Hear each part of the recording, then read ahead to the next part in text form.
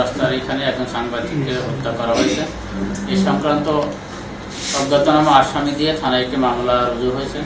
আমরা CCTV footage পেয়েছি এবং সিসিটিভি ফুটেজ পর্যালোচনা করে আসামিদের আমরা শনাক্ত করতে পেরেছি এবং তাদেরকে ধরতে আমাদের অভিযান অব্যাহত আছে। প্রাথমিকভাবে কি মনে হয়েছে আপনার কাছে? আপনি তো ঘটনাস্থলে কালকে গিয়েছিলেন। মামলাটি যেহেতু তদন্তাধীন আছে এবং এখনো যেহেতু আমরা আসামি এখনো গ্রেপ্তার করতে পারি নাই, সুতরাং আসামি গ্রেপ্তার করার পরে আসলে জানা যাবে যে কি ঘটনা, কি কারণে হয়েছে। এটা প্রাথমিক অবস্থা আপনারা কি জানতে পেরেছেন? প্রাথমিক অবস্থা বিভিন্নভাবে কথা বলছি। আসলে আমরা যেটা জানতে পেরেছি, এই সাংবাদিক উনি একটা বিষয়ের ছবি তুলতেছিলেন।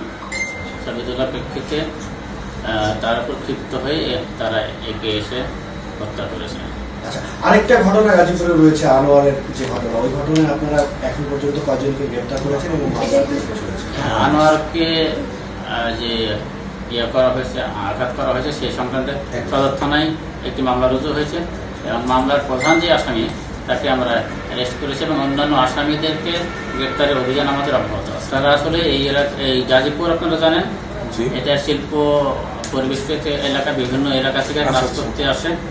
এরা কখনো এলাকায় থাকে, কখনো এলাকার বাইরে চলে যায়। এরা আসলে এখানকার স্থায়ী সবাই না। কয়জনকে শনাক্ত করা হয়েছে? এখানে আমরা মোটামুটি এখন পর্যন্ত 4-5 জন শনাক্ত করতে পেরেছি।